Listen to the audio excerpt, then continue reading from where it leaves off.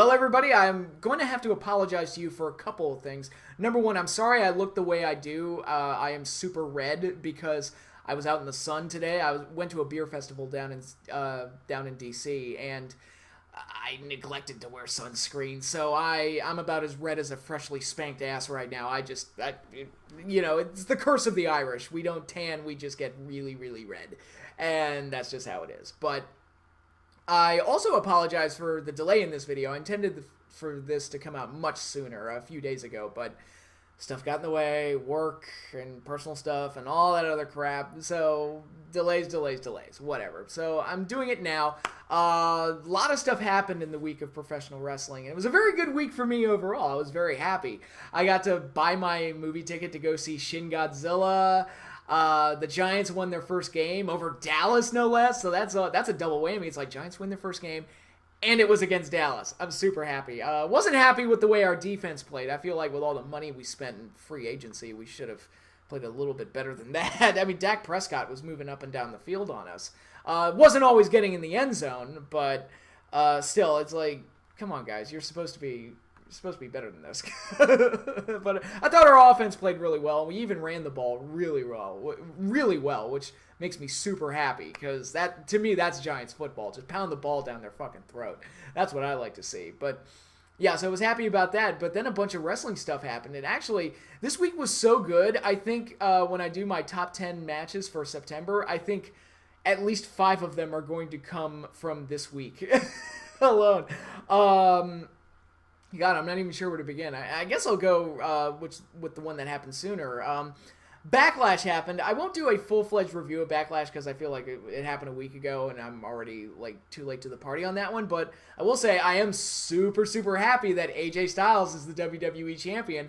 I thought the main event was great. I thought him and Ambrose had a great clashing of styles type of match with some crazy brawling and AJ just being his usual phenomenal self, pun intended, and just great stuff. And I was super happy to see AJ win because I've been a supporter of AJ for years, since 2004 when I first saw him in TNA. First time I ever saw him, it was the first episode of TNA Impact on FSN.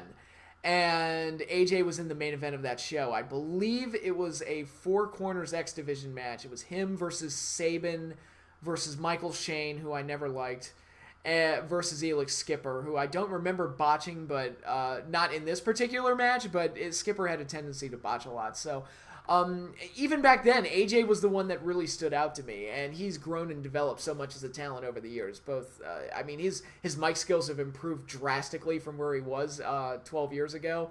His poise in the ring is that of a main event level superstar. He's just really, really good at what he does, and I've supported the guy for so long.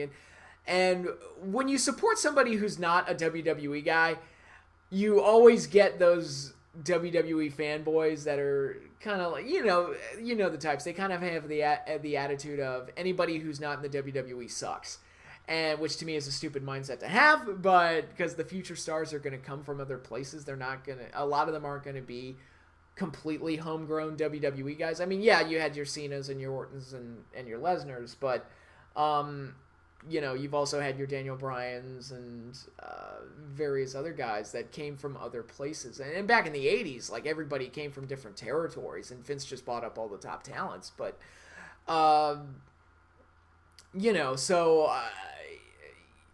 I just always supported AJ Styles. And, to all those WWE fanboys that told me he wasn't as good as the WWE guys, and AJ's not really that great, he's not a star, he's not a draw, blah blah blah blah blah, whatever.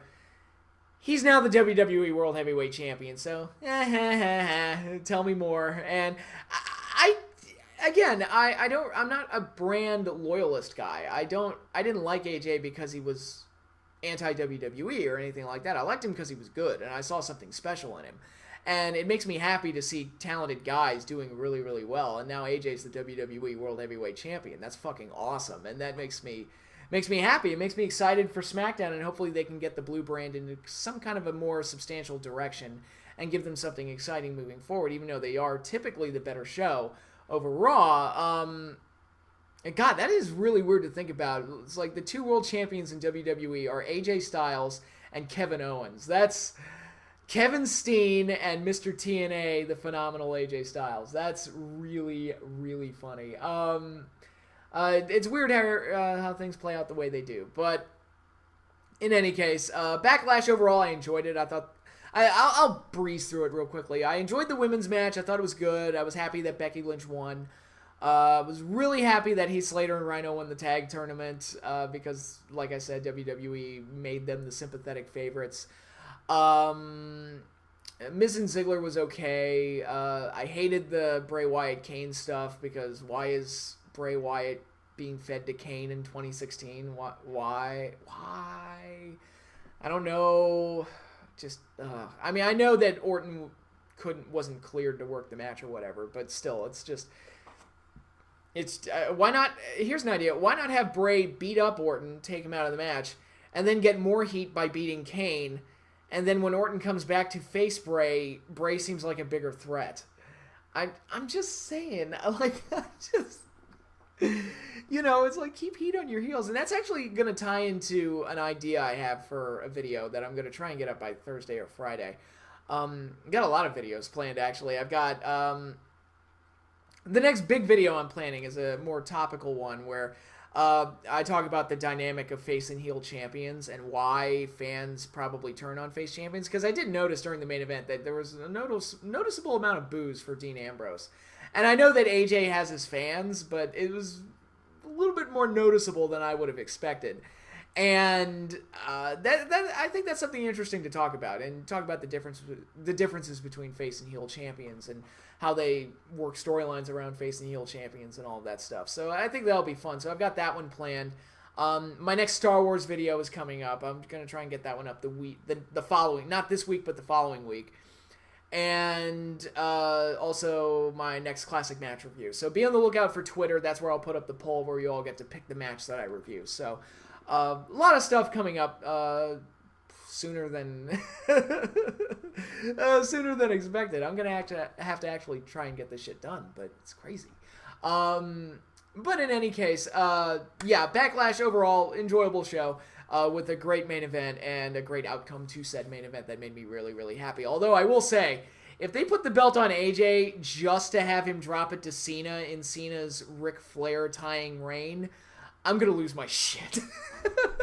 It's like, man, when I was watching SmackDown this week, it's like all my happy dreams just turned to nightmares the second Cena came out. I was like, oh no, they wouldn't do that to me. It's like they wouldn't do that to me, right? They would not do that to me. But here's hoping and praying that AJ retains the title at No Mercy. But even if he doesn't, and even if they give Cena that dick-sucking, Ric Flair tying World Heavyweight title reign, I can say, it's like, look, AJ Styles is WWE champion. It's in the record books, so they can't take that away from him at this point. So, my boy's WWE champion. It's cool. And nothing can be done to really diminish that. So, so that was main roster WWE stuff. But then Wednesday we got a bunch of cool stuff too. The second episode of season 3 of Lucha Underground had an outstanding main event. Killshot versus Marty the Moth Martinez in the Weapons of Mass Destruction match, which was wild, crazy, violent, insane, and a lot of fun to watch. You never know who's going to steal the show in Lucha Underground, because it feels like they're always giving spotlight matches to different people. Like, who would have expected Sexy Star and Mariposa to have what I still consider to be my favorite match of the year? Who would have thought that a casket match would have turned into like a match that would define the promotion in Phoenix and Mil Muertes?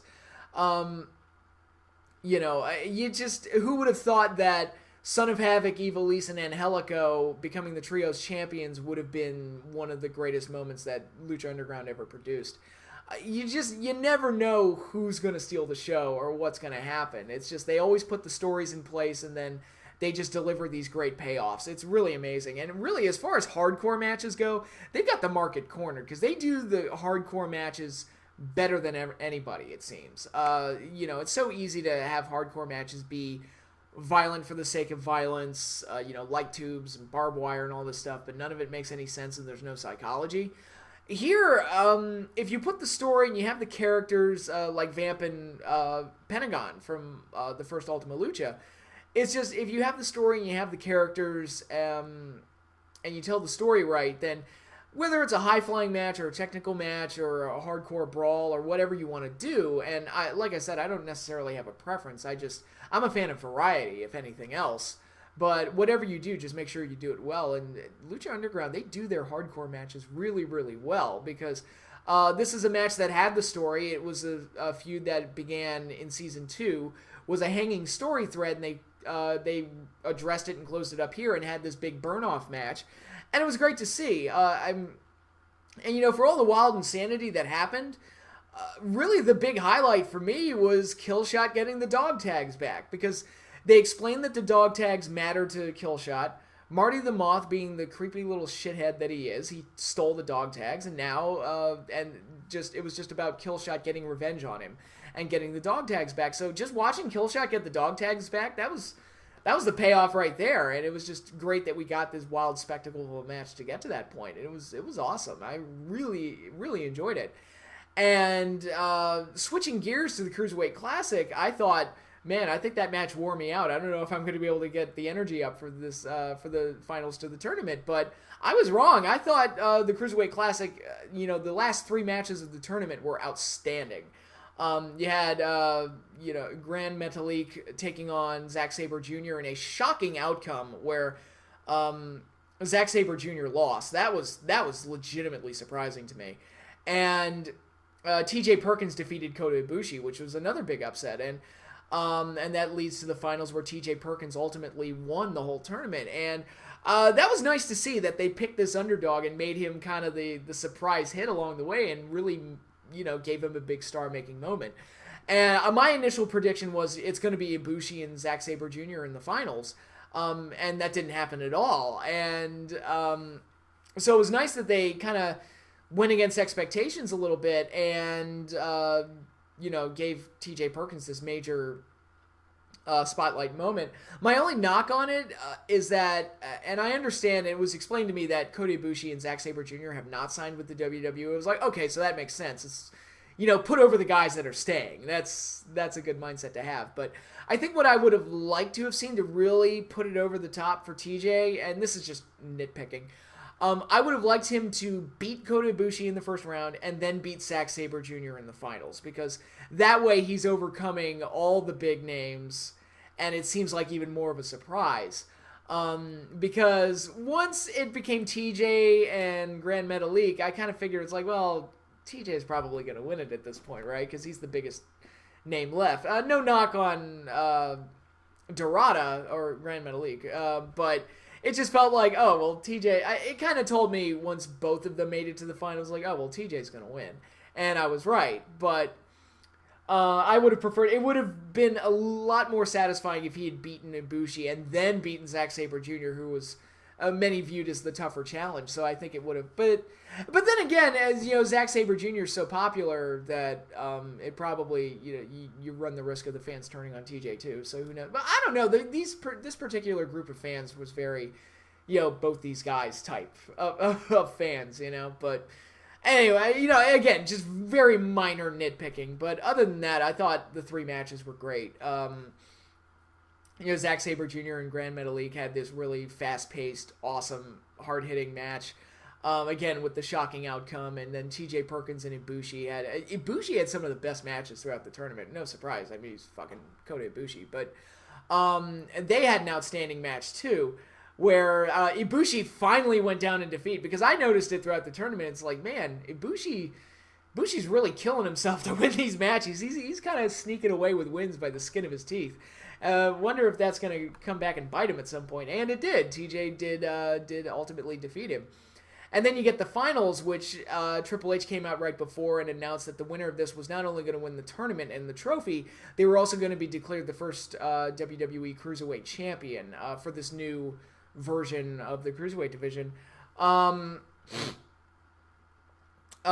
of all, that belt is hideous. Okay, the actual plate on the belt, or buckle, or whatever you want to call it, that looks fine it's the coloring of the belt. It looks like a fucking fruit roll-up, and it kind of reminds me of the Universal title in a bad way. I think I made the joke that the Universal title kind of looks like it was made out of Airheads, and this one looks like it looks like a fruit roll-up. It looks kind of silly. It's like, can we stop with the multicolored belts? I like it. They look silly, but overall, it doesn't really matter what the belt looks like as long as you put enough significance into it to make it matter. That matters more than how the belt actually looks. But it was still cool that was a nice little added surprise. Oh, by the way, the winner of this thing is going to be the first Cruiserweight champion. I'm like, ooh, okay.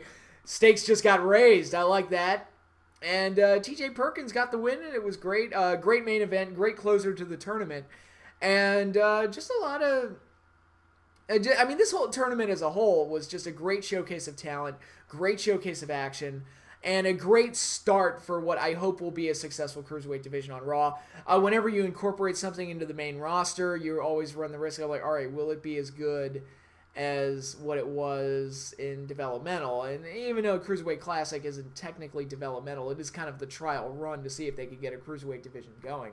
And I've made the point before that WWE has never done a Cruiserweight division well prior to this.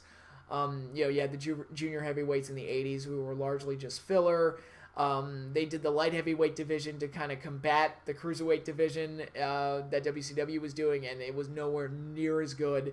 You had Taka Michinoku versus random person X once a month, and that was the extent of the division. Then the belt went to Gilbert, and we all know that was just a joke. But and then after that it just kind of meandered and floundered around until they just ultimately got rid of it. But and then they did the Cruiserweight division after the WCW invasion, I mean, they had the Cruiserweight title during the invasion, but it wasn't until after the invasion that they really started to try and put together a Cruiserweight division again. And again,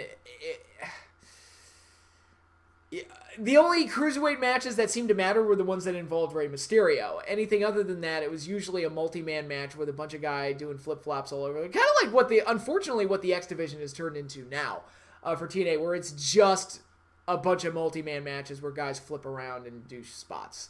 And I hope to God that's not what the Cruiserweight Division turns into. I think the Cruiserweight Division could add a whole new different dimension to Raw and make it, more worth watching.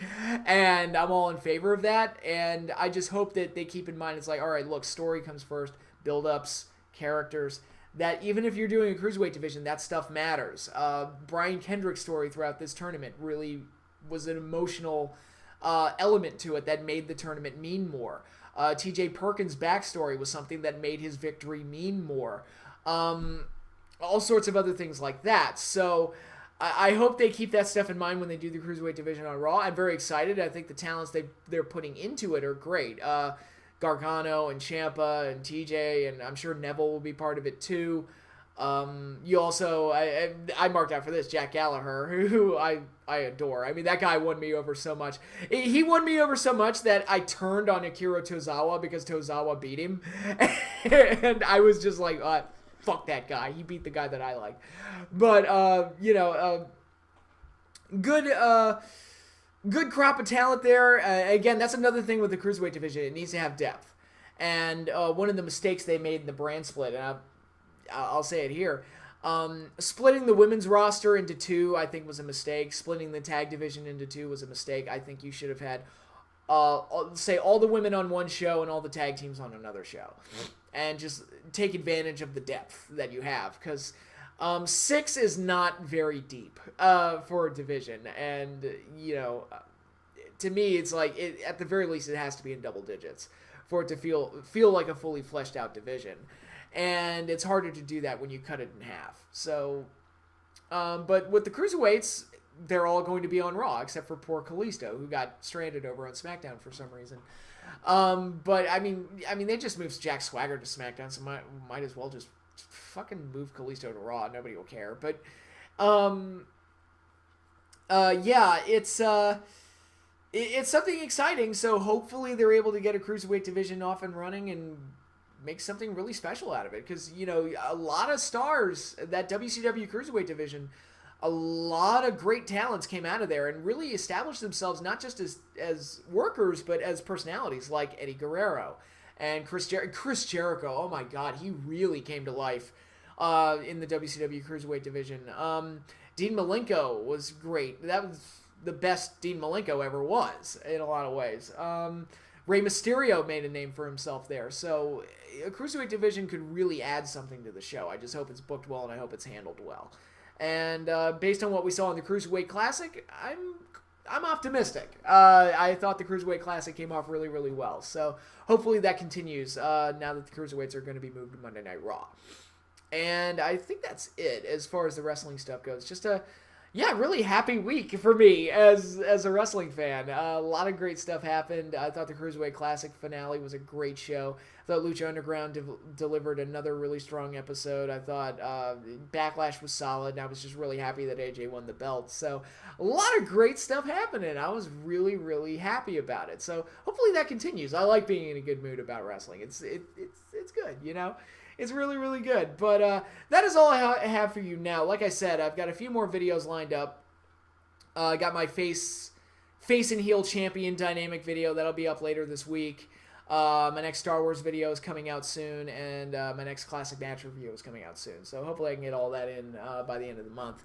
But that is all I have for you now. Hopefully you all have a good Sunday tomorrow watching football. Hopefully the Giants don't shit the bed against the Saints, but we have some bad luck against them, so I'm, again, not feeling too great about it. But that's the great thing about being a Giants fan. Whether we're good or whether we're bad, it doesn't matter. We're always our own harshest critics. It's this weird personality that Giants fans have. I don't get it. But anyway, hope you all enjoy the rest of your weekend, and I'll see you all later.